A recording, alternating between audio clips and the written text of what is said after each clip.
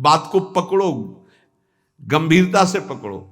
तुम प्रभु के अंश हो, प्रकृति के आश्रय से तुम्हें चैन नहीं मिल सकता, शांति नहीं मिल सकती, अमर पद नहीं मिल सकता। तुम भटकते रहोगे, क्लेशित होते रहोगे, भयभीत होते रहोगे। भटकना जन्म मरण। भगवान के एकमात्र आश्रय से तुम्हें विश्राम मिलेगा और कहीं नहीं। जैसे गोस्वामी जी कहते, पायो परम विश्राम, राम समान प्रभु नाही कहूं।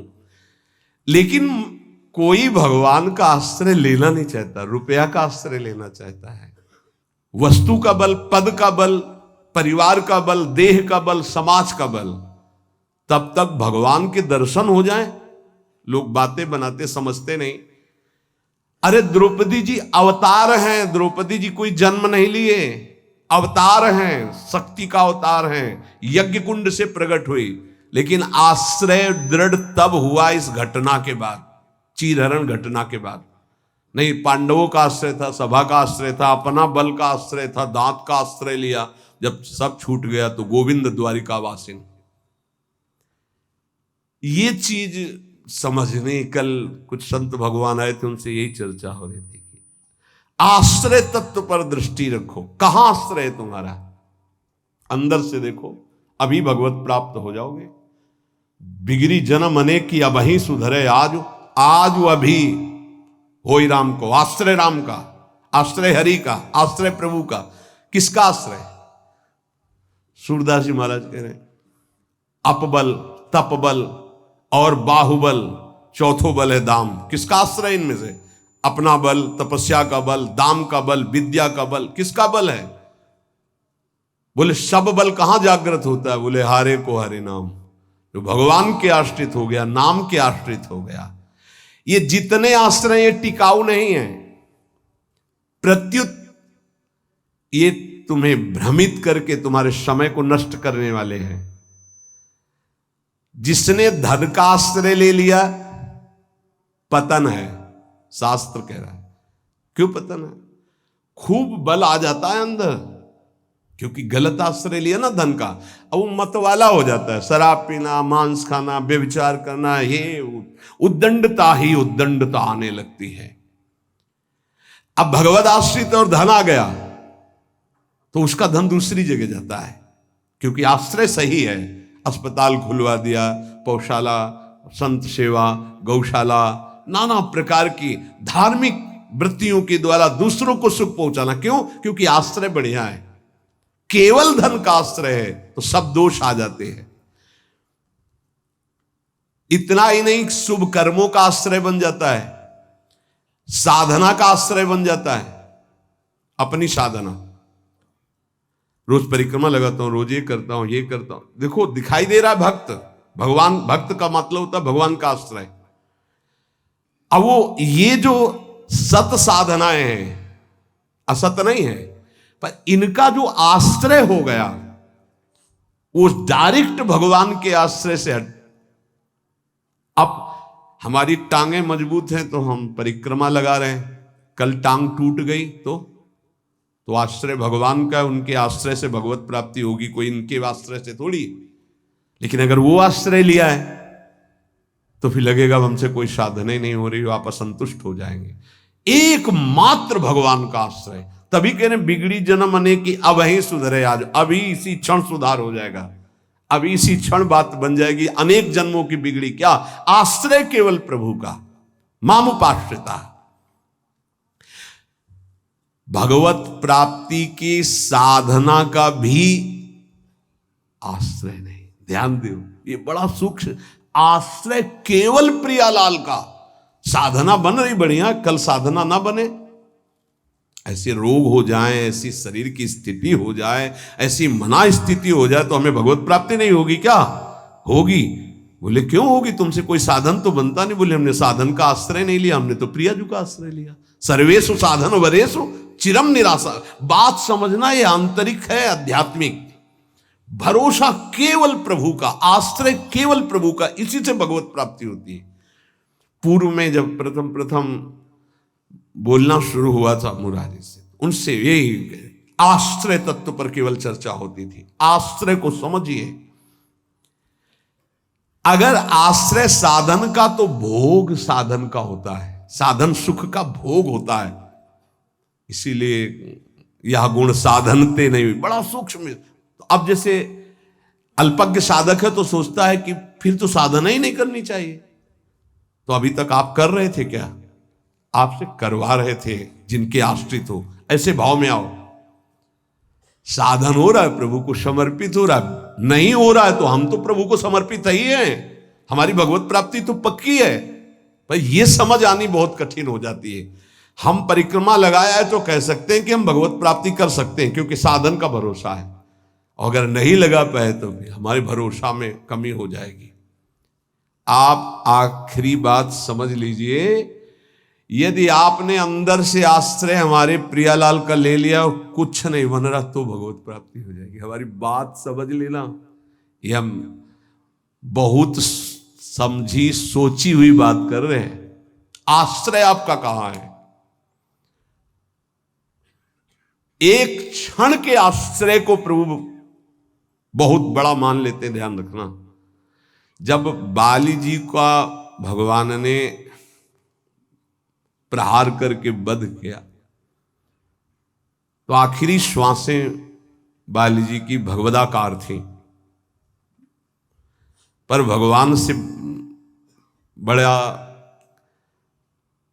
छुपा के वचन बोले, हृदय प्रीति मुख वचन कठोरा। और भगवान की तरफ देखकर कहा, मैं बैरी सुग्रीव प्यारा, कारण कवन नाथ मुहि मारा। हम दोनों भाई हैं, हमें अपने भाई की हर चेष्टा को पता है। जैसा मैं वैसा मेरा भाई। बहुत बड़ा भजनानंदी नहीं, हम जानते हैं, बचपन से साथी है। और मैंने कभी आपका विरोध नहीं किया। आपने मारा क्यों मुझे? जो सूक्ष्म बात भगवान, तुम ये जानते थे कि सुग्रीव मेरे आश्रित हो गया है? अरे अभिमानी, मेरे आश्रित का वैरी मेरा वैरी होता है। तो कितने दिनों के आश्रित हुए थे सुग्रीव जी? कोई माला चलाई थी, ध्यान किया था, तपस्या की थी। और निष्काम आश्रय नहीं था, सकाम आश्रय था। बाली मारा जाएगा, मैं किष्किंधा का राजा बनूंगा। और जब राजा बन गए, महाराज जी राम जी प्रवर्षण पर्वत पर रहे, एक दिन भी दंडवत करने न दिन में गए न शाम के गए, 4 महीना नहीं गए। फिर वहां से भयभीत वाले वचन जब भगवान लक्ष्मण जी को कि जाके बोल दो कि जो बाली को वही बाण तूड़ीर में है उसमें, तब आके दंडवत, नाथ विषय हरि लीने से ज्ञान। हम आपको बात बता रहे हैं प्रमाण सहित। भगवान ने जो वचन कहे उस बहुत मानने और समझने वाली बात। तुम जानते थे कि सुग्रीव मेरे आश्रित हो गया। अरे अभिमानी, तू मारना चाहता मेरे आश्रित का वैरी मेरा वैरी, मेरे आश्रित का मित्र मेरा मित्र, इसलिए मैंने तुम्हें मारा। फिर वो आगे की जो बात अनुज बधु भगनी सुत नारी व्यवहारिक की बात कही, आंतरिक बात जो कही, मेरा शरणागत मेरे आश्रित। अन्य आश्रय टिकाऊ नहीं है, पहले दिमाग में रख लो। यहां तक कि साधना का आश्रय भी। इसीलिए सर्वेषु साधन वरेषु चिरम निराशा। साधना का आश्रय साधन का भोग करवाने लगता है। साधन का भोग क्या होता है? एक अहम में सुख। दिन में 3 परिक्रमा लगाता हूं वृंदावन की, वो अहम में जो आश्रय बैठ गया साधना का, ये अहम भोग कर रहा है उसका। 3 लग गई तो कोई बात नहीं, 3 दिन नहीं लगी तो कोई बात नहीं। उन्हीं के तो आश्रित। मान लो कोई ऐसी शरीर की अव्यवस्था, प्रमाद नहीं होती, प्रमाद नहीं होता भक्तों में। आश्रय हमारा प्रभु का, जैसी उनकी रुचि हो वैसा चलावे। बहुत बढ़िया साधन बन गया तो हमें कोई हर्ष नहीं है, और कोई साधन नहीं हुआ तो हमें कोई शोक नहीं है। ये स्थिति समझना बड़ा कठिन है। जब तक उपासक भगवान के आश्रित नहीं होता, तब तक वो किसी न किसी पराधीनता को स्वीकार करता रहता है, और इसीलिए उसका दुख नहीं मिटता। अन्य आश्रय परिणाम दुख। ध्यान रखना, प्रभु के सिवा अन्य आश्रय बराबर दुख। प्रभु का आश्रय बराबर सुख दुख की निशानी नहीं। संसार में प्रगट आश्रय भोगों का, शरीरों का, पदों का, धन का बड़ा आकर्षण है। स्त्री का आश्रय, पुत्र का आश्रय, मकान का आश्रय, बड़े बड़े आश्रय हैं अंदर। जब तक ये आकर्षण रहेगा तब तक भगवान में आकर्षण नहीं होता। और अंदर सब आकर्षण में वही कृष्ण का है। भगवान का आश्रय होते ही त्रिभुवन की प्रिय से प्रिय वस्तु से राग खत्म हो जाएगा। ये पहचान है, कोई प्रिय नहीं लगेगा। वही प्रिय लग रहे हैं, उनके सिवा वास्तविक आज भी किसी को कोई प्रिय नहीं लगता। अगर वो अंतर ध्यान हो जाए तो उस शरीर को फूंक दिया जाता है, जला दिया जाता है, गाड़ दिया जाता है। क्या ये प्रियता रही? प्रियता तो प्रभु से ही थी। देखो, प्रगट में देखने वाले की दृष्टि में और वर्तमान की स्थिति में बड़ा अंतर हो सकता है। ऐसा नहीं है कि आप जो दृश्य देख रहे हो वो दृश्य वैसा ही हो। आपकी देखने की क्या शैली है? एक बार यही बात अकबर से जब कहा बीरबल ने कि देखी हुई बात गलत हो सकती है, अपना चिंतन जैसा होता है वैसे ही दृश्य दिखाई देता है, उसको भी समझना चाहिए, ना कि जो हमें दिखाई दे रहा है वही सत्य है। ऐसा कैसे हो सकता है? जब हम देख रहे हैं तो सत्य क्यों नहीं हो? तो उनका कभी ऐसा आपके सामने प्रश्न आवे तो बताना, फिर हम आपको उत्तर देंगे। एक दिन जो बादशाह की सैया लगाता था, उसके मन में आया कि जीवन व्यतीत होता जा रहा है फूलों की सैया लगाते हुए बादशाह के लिए, तकिया आ रहा है।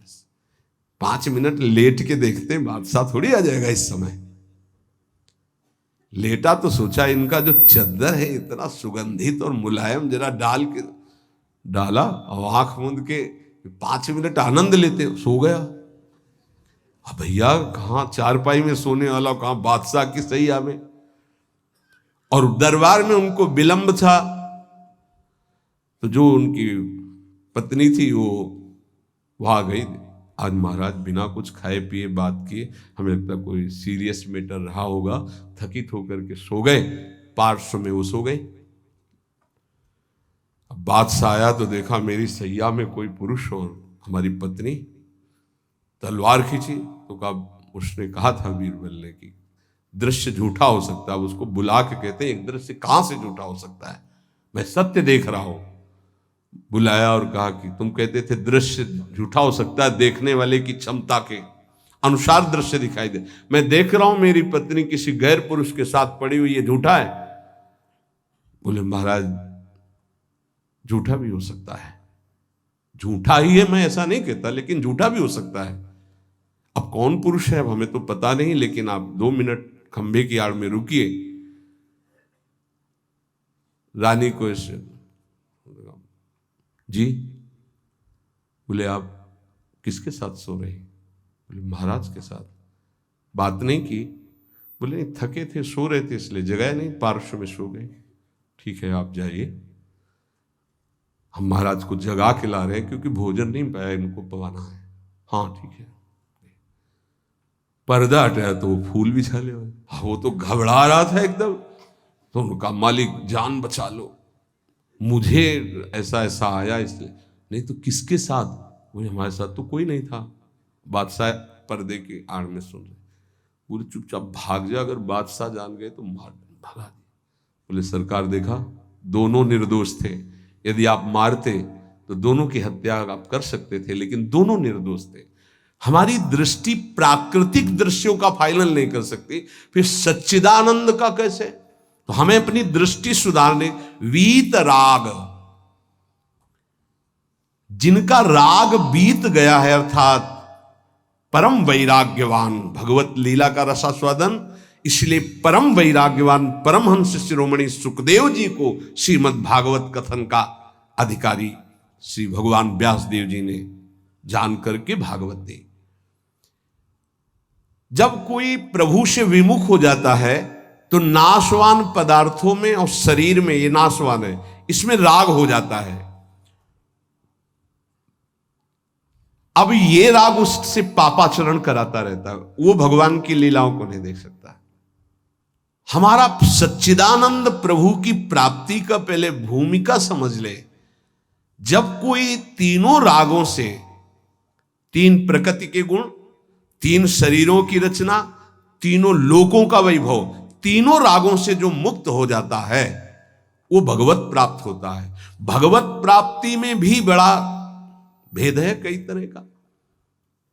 भगवत प्राप्ति में भी जो रस सिद्ध महापुरुष है वो गोपी भाव को, जो उनसे भी सहचरी भाव को, आपकी दशा कहां है? देह भाव में हो। अब देह भाव से देखोगे तो क्या दिखाई देगा?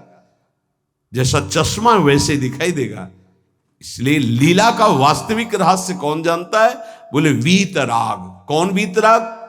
बोले जो परमात्मा से विमुख है उसका नाशवान प्रकृति के द्वारा रचे हुए वस्तु, व्यक्ति, स्थान, शरीरों में राग हो जाता है। वो राग जिसका नष्ट हो चुका है उसे कहते हैं वीतराग, परमहंस।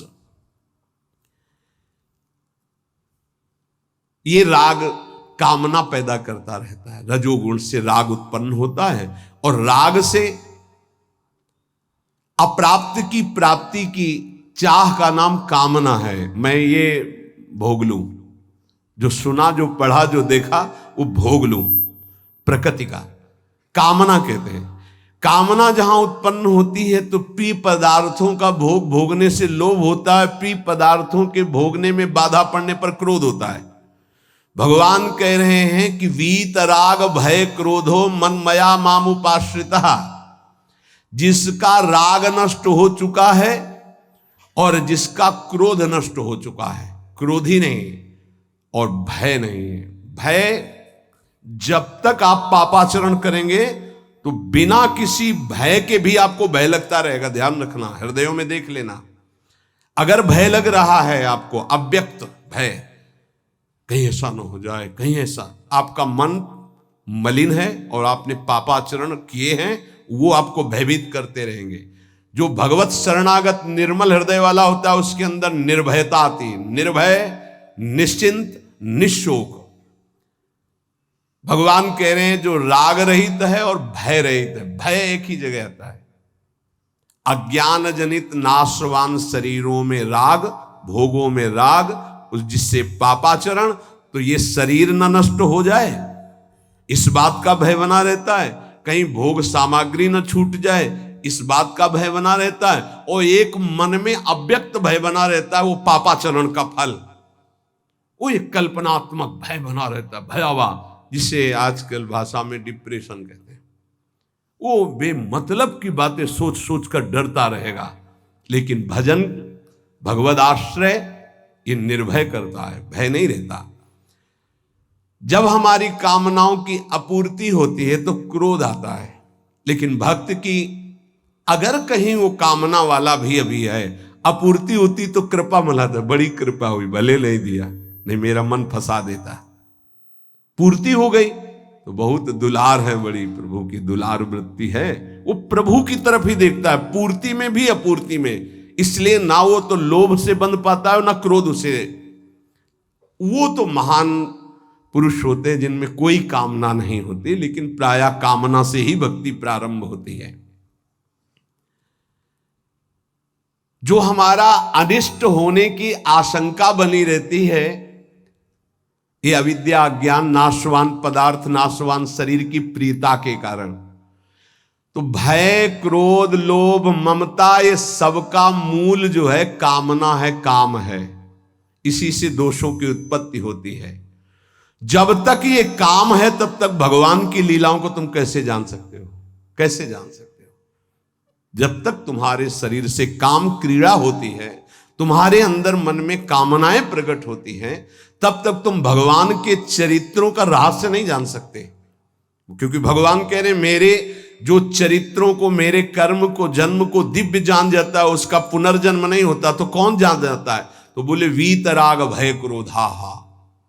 जिनका राग नष्ट हो चुका है, जो निर्भय हो चुके हैं, जिनके हृदय में क्रोध नहीं है, और भगवान कह रहे मनमया मामुपाश्रिता, मनमया, जो मुझ में तल्लीन है, रात दिन नाम जप कर रहे, भगवत ध्यान में। माम उपाश्रिता, मेरे ही आश्रित है, मेरा ही चिंतन, मेरा ही आश्रय। अंदर से किसी से कोई राग नहीं है, किसी भी भोग की भोगने की इच्छा नहीं है। उस इच्छा की जब वृत्ति नहीं तो क्रोध और लोभ की संभावना ही नहीं, और जब इच्छा ही नहीं तो पापाचरण नहीं, तो भय नहीं हो। भय केवल पापाचरण से होता है। निर्विकार हृदय कूटस्थ स्वामी थे, हिमालय में भ्रमण कर रहे थे। एक शेर की गर्जना हुई, घुर्राता हुआ सामने आया तो छड़ी लिए हुए थे पूज्य पादुड़िया बाबा का। ऐसे छड़ी लगा खड़े हो गए, बोले यार सुन, तेरा आहार अगर ये निश्चित हो चुका है तो तू गुर्रा मत, इसे खा ले। अगर आहार नहीं निश्चित हुआ है तो तू जा। वो चला गया। कितने निर्भय कि सिंह के सामने भी एकदम ऐसे। क्यों? क्योंकि वीतराग है, शरीर से राग नष्ट हो चुका है। श्री भगवान कह रहे कि माम उपाश्रिता। देखो बहुत सुंदर बात कह रहे, ध्यान देना। अपने लोगों का स्वभाव है बिना आश्रय के जी नहीं सकते। किसी न किसी का आश्रय, शरीर का आश्रय, रुपए का आश्रय, विपरीत शरीर का आश्रय, पद का आश्रय, विविध भोगों का आश्रय, नशा आदि का आश्रय। बिना आश्रय की जी नहीं सकता है, आप ये समझ लो। ऐसी मान्यता हो चुकी है। और आश्रय अगर ये सब छोड़ दे तो अमर हो जाए। उसको लगता है मैं मर जाऊंगा बिना इसके, वो अमर हो जाए। यही माया का भ्रम है। किसी न किसी का आश्रय लिए रहता है, कभी भी वो आश्रय टिकाऊ नहीं है। ध्यान देकर देखिए क्या टिकाऊ है। मनुष्य शरीर टिकाऊ है? नहीं। Bank balance? नहीं। कोई पदार्थ पदवी? नहीं। बहुत ध्यान देने योग्य बात है। परमात्मा के अंश तुम्हारे अंदर जो एक आश्रय लेने की वृत्ति प्रकट हुई है प्रकृति से, यही बंधन है। और इस बंधन को तुम तभी छुड़ा सकते हो जब प्रकृति को जिसने रचा उसका आश्रय ले लो, परमात्मा का, प्रभु का। भगवान का अंश जब तक प्रकृति के कुछ भी आश्रय रखेगा तब तक वो भय, क्रोध, लोभ, राग इनसे पिटता रहेगा। चिंता, शोक, नाना प्रकार की वीत राग। बहुत सुंदर बात है। लीला का निर्विकार स्वरूप अनुभव देखो। अगर गोपी प्रेम में तनिक भी कोई ऐसी बात होती तो परमहंस श्री सुखदेव जी, जो लौटकर अपने पिता का मुख नहीं देखा, जब पुकार रहे थे, माता को तो देखा ही नहीं, वो भला ऐसे विलास को कभी गा सकते थे? विचार कर। बृहस्पति शिष्य उद्धव बंदे नंद ब्रज स्त्रीणाम पादरेणु सा, अंतिम समय स्तव का गायन करते। भीष्म जी उस समय गोपी जनों का चिंतन करते हैं, भगवान की उस लीला विलास का। क्या है ये गोपी प्रेम? कोई ऐसी रहस्यमयी प्रेम वृत्ति है जो बड़े बड़ों को समझ में आने वाली नहीं है। इसलिए गायन करें। गायन से आप रास पंचाध्यायी के फलस्तुति को पढ़िए, उसमें लिखा है ये श्लोक, पुरा में याद नहीं, विक्रीडितम ब्रजबधु भीरदम च विष्णु। इस श्लोक में है कि जो श्री कृष्ण की इस रासलीला का जो गोपी जनों के साथ भगवान अद्भुत सुख वर्षा कर रहे हैं, इसका जो गायन करेगा, पाठ करेगा, वो हृदय रोग से रहित हो जाएगा। ये हृदय रोग को निर्मूल करने वाली लीला, अर्थात काम का सर्वनाश करके प्रेम प्रकाशित करने वाली। श्रीमद चतुरासी जी की फलस्तुति में लिखा है, भवजल निधि को नाव और काम पावक को पानी। काम रूपी अग्नि को शांत करने के लिए लीला जल है। चतुरासी जी का गायन निष्काम करके प्रेम प्रकट करता है। यहां प्रार्थना है, अर्थ की तरफ दृष्टि मत ले जाना। अगर अर्थ कभी आप पढ़ भी ले तो उसको चिंतन में मत आओ, उसको छोड़ दो। जब तक आपकी भाव दशा ठीक नहीं है, अभी आपके अंदर काम आता है, आपके अंदर नाना प्रकार की वासनाएं हैं, आप नहीं समझ पाएंगे। आप उसे प्राकृतिक भाव से अगर देखेंगे तो बात ठीक नहीं, क्योंकि प्रिया प्रीतम सच्चिदानंद में आपकी बुद्धि प्राकृतिक भाव सच्चिदानंद पर आरोपित करना, फिर वो बिगड़ जाएगा। इसलिए यहां प्रार्थना करते हैं, नवनिवृत्त निकुंज के पदों का गायन, चिंतन भागवत गीता जी के सिद्धांतों का, देह राग को शिथिल करके फिर चिंतन जो प्रकट होता है वो आंसुओं से भींगे हुए कपोल वाला होता है। गदगद सुर नैना सजल, दंपति रस रहे भीन। इसलिए उपासक को चाहिए कि जब तक देह भाव शिथिल ना हो जाए तब तक ऐसे ऐसे श्लोक रस भरे हैं जिनको आप बिल्कुल नहीं समझ सकते। इसलिए भगवान की अवतार लीला, भगवान के उपदेश, देखो शास्त्रों में हमने पाया कि जब अपने शिष्यों को उपदेश गुरुदेव करते हैं तो उनसे कहते हैं कि देखो भाई, मेरे उपदेश से जो मेरा आचरण न मिलता उसे कभी स्वीकार मत करना। मेरे उपदेश से जो मेरा आचरण या शास्त्र की आज्ञा से जो मेरा आचरण न मिलता हो उसे कभी अनुकरण मत करना। क्यों? क्योंकि तुम्हारी स्थिति नहीं है, तुम अनुकरण करोगे परास्त हो जाओगे। मेरा जो तुम्हारे लिए उपदेश है, शास्त्र की जो आज्ञा है, उसके अनुसार चलना। आप सोचो, जगत गुरु भगवान श्री कृष्ण की लीला का कोई अनुकरण कर सके? जैसे रास लीला का नहीं, कि भगवान इतनी गोपियों के साथ नृत्य कर रहे हैं। भगवान के इस दिव्य प्रेम विलास को तुम रास किसको संबोधन कर रहे? बोले रास रचा के आ रहा है। घोर अपराध भरे शब्द बोल रहे हो। भगवान रास जो कर रहे हैं वो आत्म स्वरूप का विलास है, वो किसी व्यक्ति या स्त्री पुरुष का नहीं है। भगवान ने जो कुछ लीलाएं ऐसी की जिनका अनुकरण स्वाभाविक करके हम प्रेम मगन हो सकते हैं। कुछ लीलाएं हैं जिनका गायन करके प्रेम में मगन हो सकते हैं। कुछ लीलाएं हैं कि पढ़ सुन करके हम गर्वित हो सकते हैं, मेरे प्रभु ऐसे।